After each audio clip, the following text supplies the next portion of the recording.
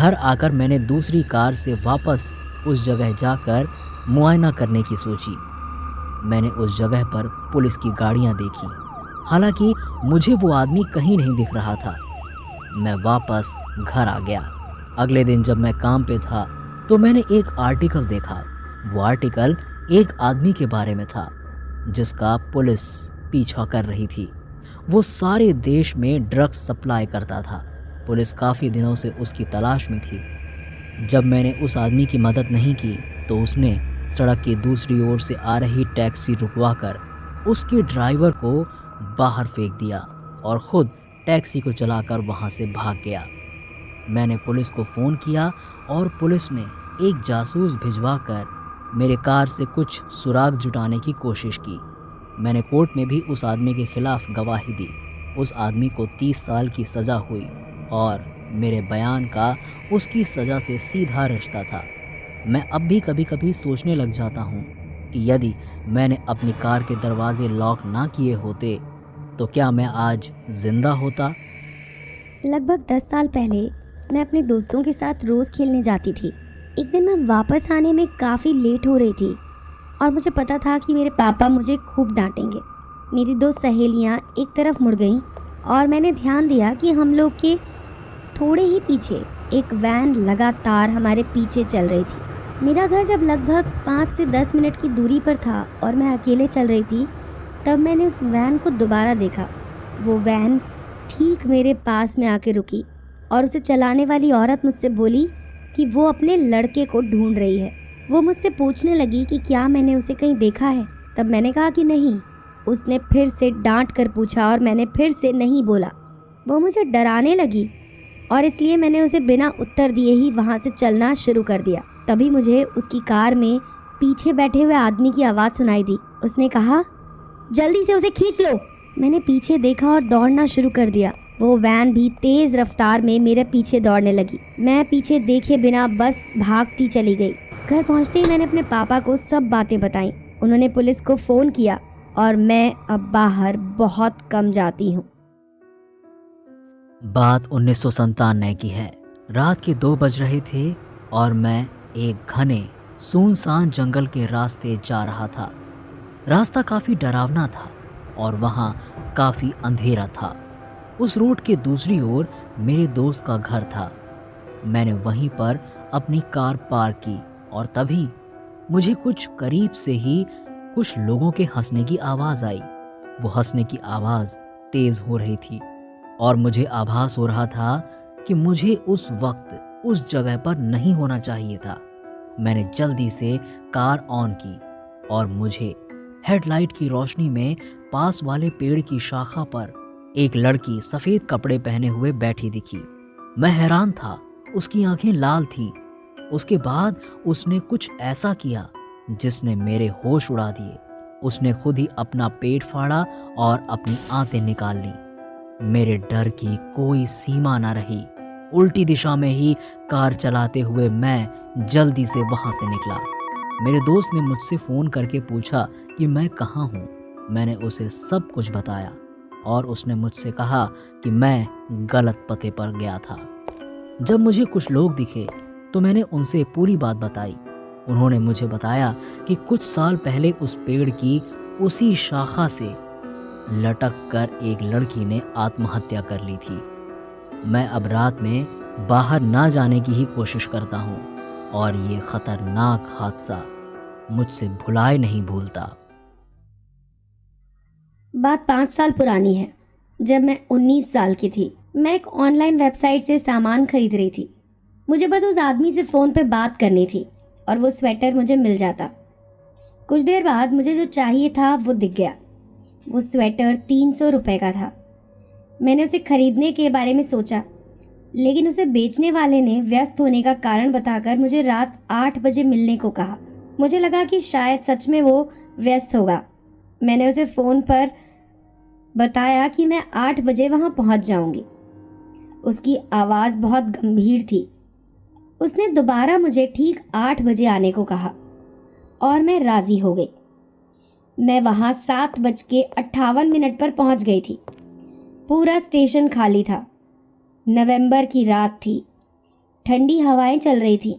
मुझे पूरे स्टेशन पर कोई नहीं दिखा। मैं थोड़ी आगे जाकर बैठ गई और फ़ोन में देखा तो 8 बज चुके थे। तभी किसी ने एक रुमाल से मेरी नाक को ढक लिया और मैं बेहोश हो गई।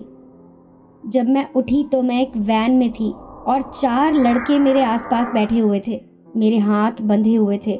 मैंने उनसे पूछा कि उन्हें क्या चाहिए और मुझे क्यों बांध रखा है।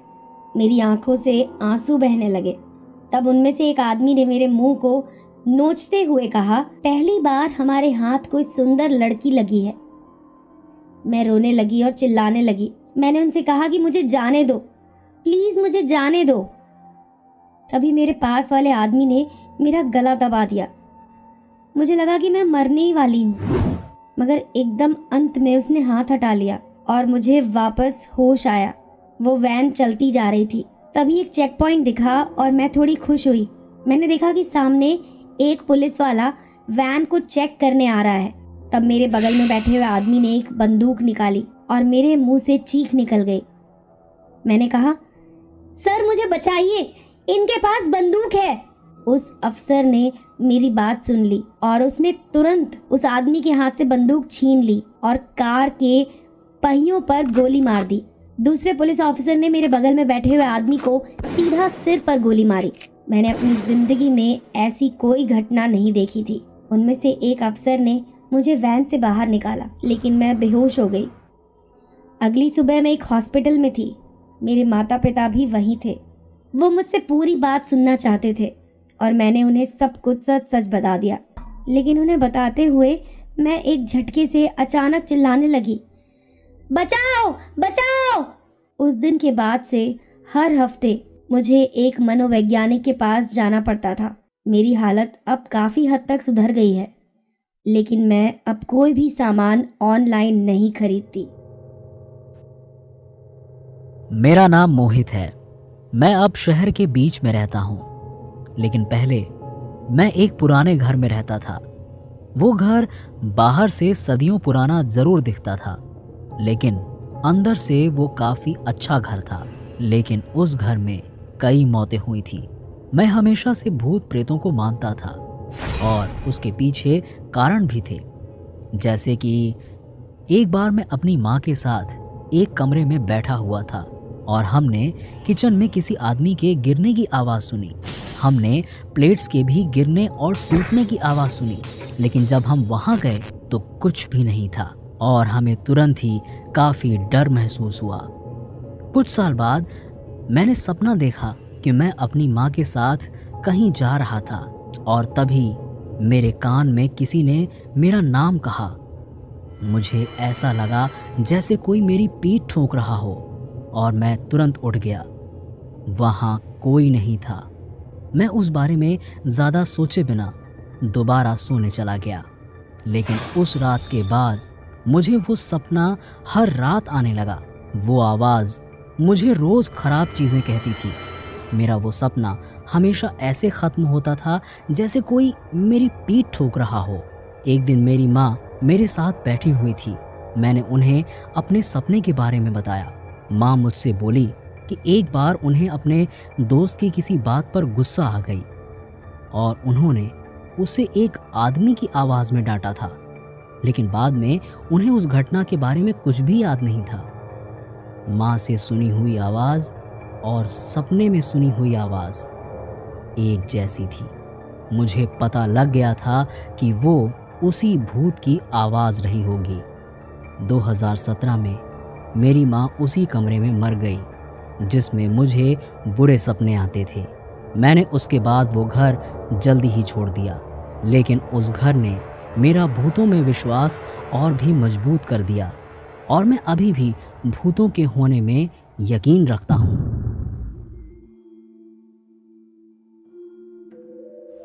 मैं अंधेरे से डरता हूँ और इसके लिए मेरे पास एक खास वजह है। आप सोच रहे होंगे कि हर कोई किसी न किसी वजह से अंधेरे से डरता है। ये बात सच है और ये रही मेरी अंधेरे से डरने की वजह। 2 साल पहले मैं घर से भाग गया था। मुझे नहीं पता कि मैंने ऐसा क्यों किया था। मैंने बिना किसी खाने पैसे और कपड़ों के ही घर छोड़ दिया था। बहुत बारिश हो रही थी और मैं पूरी तरह से भीगा हुआ था। पहले मैं थोड़ी देर स्कूल जाकर रुका रहा। मैं स्कूल में बैठा ही था कि वहीं मेरी आंख लग गई। जब मैं उठा तो काफ़ी रात हो चुकी थी।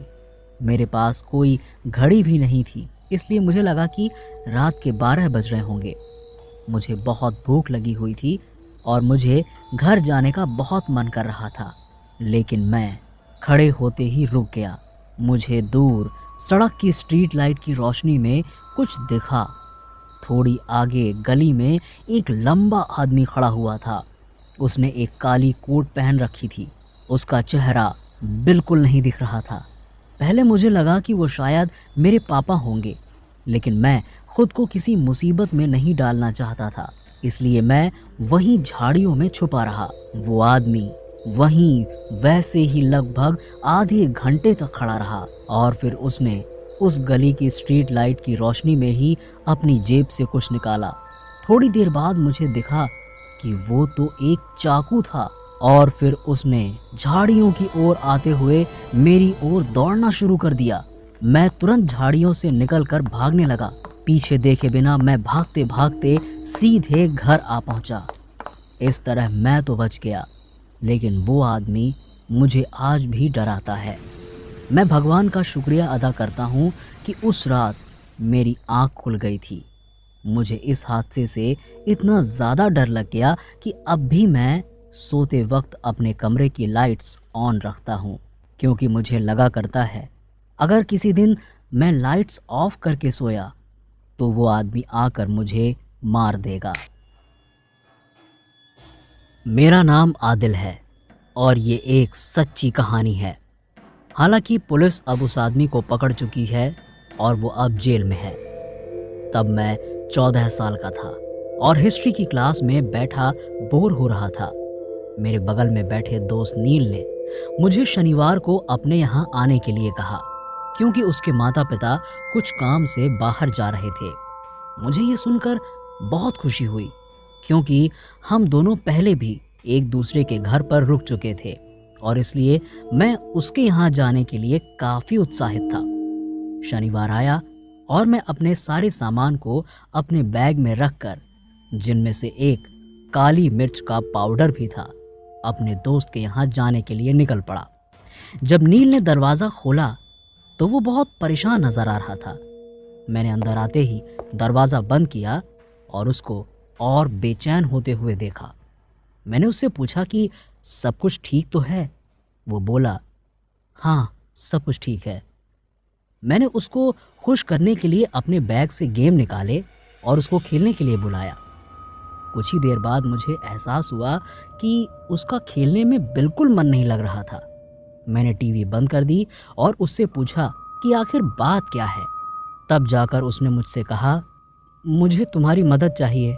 उसने मुझे बताया कि उसने एक अनजान आदमी को फेसबुक पे दोस्त बनाया था और अब वो नील से मिलना चाहता है, और अगर नील ने अपने माता पिता को इस बारे में बताया तो वो उसको मार देगा।